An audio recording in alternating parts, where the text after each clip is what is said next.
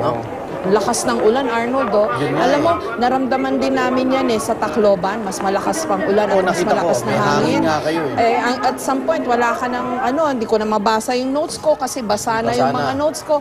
Pero dasal ka na lang ng dasal kasi it's such a privilege to see this Pope and to see yung reaction din ng mga kababayan natin sa kanya, lalo na sa Tacloban, daman-dama mo kasi mga naulila itong mga to, nawalan ng lahat-lahat sa kanilang buhay, tapos binisita sila ng Santo Papa. Alam mo, ang isang hamon nila dito, alam na nating masama ang panahon, tapos bawal pa yung payong.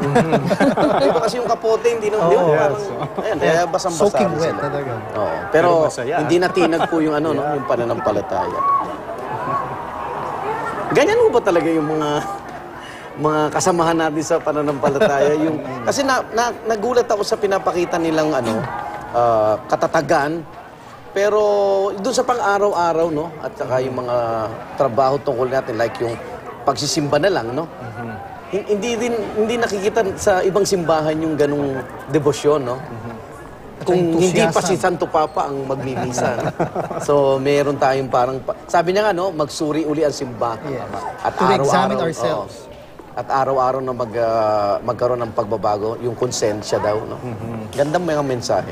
Gusto ko lang banggitin, Arnold, Father Kamaya and Brother Zurita, ang ganda ng mga kanta dito sa misang Piling-pili tayo. Ang galing nung mga choir. Alam ko, nandyan yung Madrigal Singers at yung iba't ibang mga choir na pinagsama-sama nila. That in itself, ang hirap gawin, Iba magkakaibang choir, pag sasama-samahin mo, ganun din nangyari sa Tacloban. Tapos yung kanta nila, multilingual, ang ganda. O yan, lumagpas na yung Pomobil, hindi pa rin nasa Rojas umaalis. Boulevard. parang babalik pa yan, di ba? May ganun pa sila, babalik pa yan. Kaya makita po natin na talagang sinusuong po nila yung ulan. Ulan na po yan, dulot pa rin ng bagyong Amang.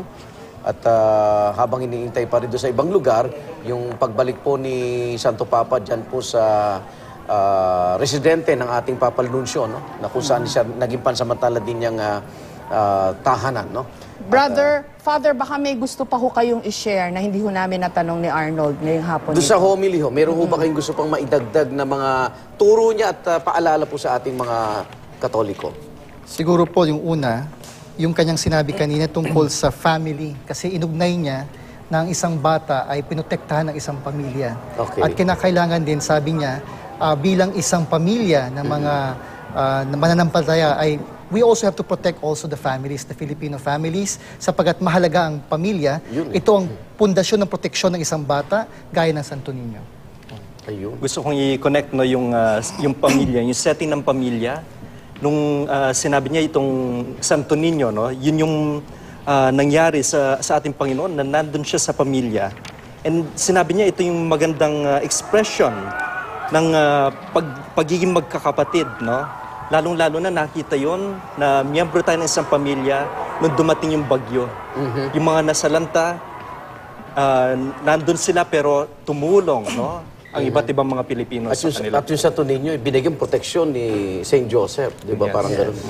Parang pagbibigay proteksyon din sa pamilyang Pilipino. Narinig po ba natin lahat ng mga inaasahan nating marinig, Father, from the Pope? Yung, he's very inspiring, walang duda ho about that. But, the hard issues, katulad po ng climate change, inaantay po yun ng mga environmentalists. Lalo na pumunta siya rito for the Tacloban Super Typhoon Yolanda victims. Siyempre, kakabit nun yung climate change issue, etc.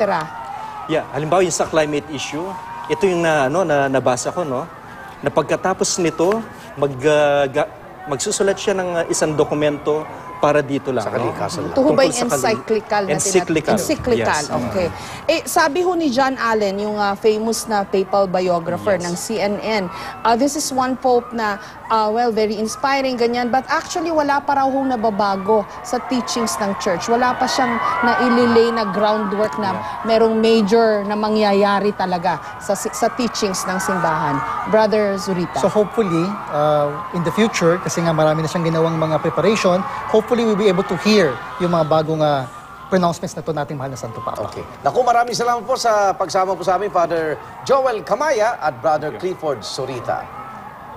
Tawagin uli natin si Mike at si Vicky mula sa Quirino Grandstand. Mike, Vicky.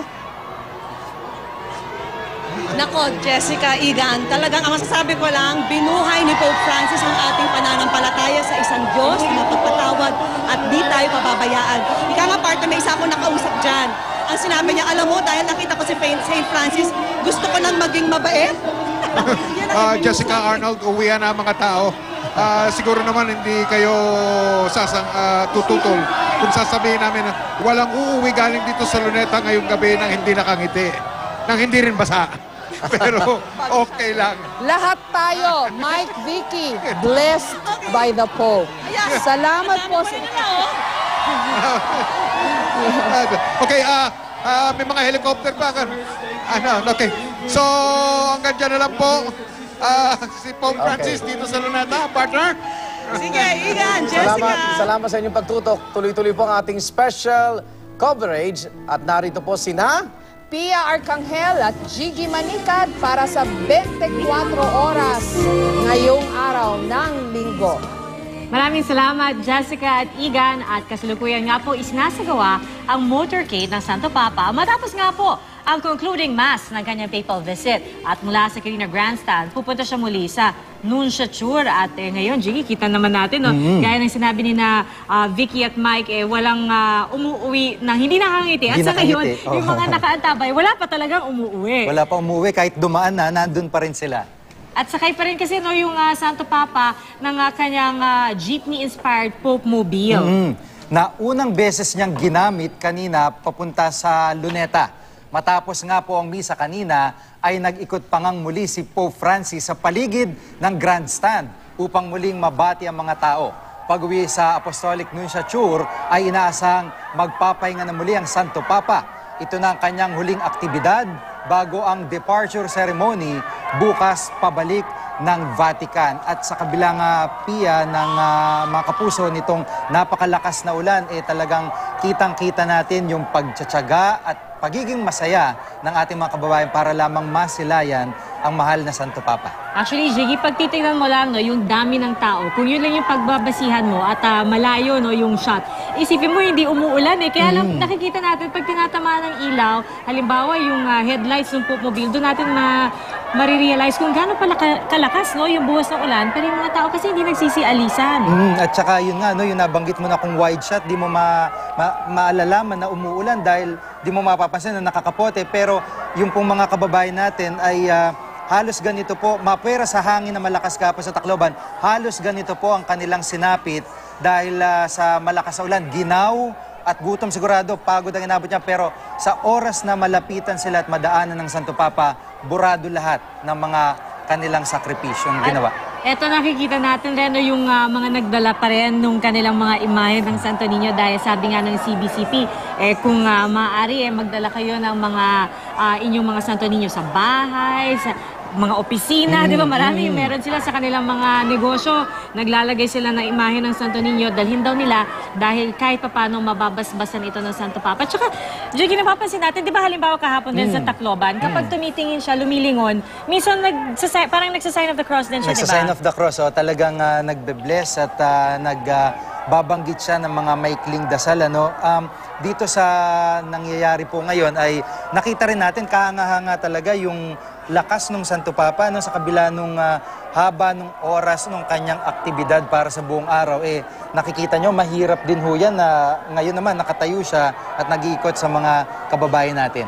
Biruin mo, alas 9 pasar, halos alas 9 actually, nung umalis siya ng Nunciature, tapos dire-diretso siya UST, tapos sandali lang yung kanyang pahinga, tapos dumiretso na ng Quirino Grandstand. At maski kasi sa pagbiyahe niya, nakatayo siya, di ba, Nakatayo Jiggy? siya at umiikot doon sa ibang mga membro ng media.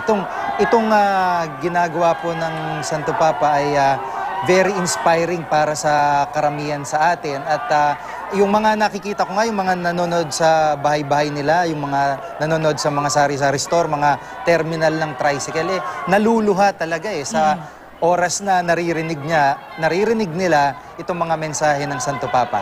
Actually, ako, Jiggy, nung Friday, nung Thursday actually, dun sa motorcade, medyo malayo ako. Pero naramdaman ko yung kakaibang, diba, yung parang basta may kakaiba kapag nakita mo ang Santo Papa. Pero ikaw, kahapon, nakamayan mo pa talaga siya. Oo, ako handa na ako nang sasabihin sa kanya, pero nung nasa harapan ko na siya, wala na parang tulala ka na. Hindi mo na masabi kung ano yung sasabihin mo, pero ang akala niya initially kahapon, pinapabless ko yung inaabot ko. Tapos nag-sign of the cross siya ng maliliit na 3 beses. Nung narinig niya na for you, parang nagulat siya na yung reaction niya talagang gulat na gulat para siya. sa akin? Para sa akin? Sa akin ba yan? Tapos inabot niya. Ibang klaseng ano rin, ibang klaseng karanasan. Kasi biruin mo, di ba? Sabi mo nga, ilang beses mo siya nakita sa personal, pero yun lang yung pagkakataon na talagang nakalapit ka. At yun nga, dun sa pagkakataon na yun, kahit sobrang higpit, sabihin natin sobrang higpit ng seguridad, nung dumating si Pope Francis, biglang lumambot yung mga yun at nagkawayan na rin sila, kaya nakatakas na ako. Oo nga, iba't ibang karanasan talaga ng kanilang encounters with Pope Francis.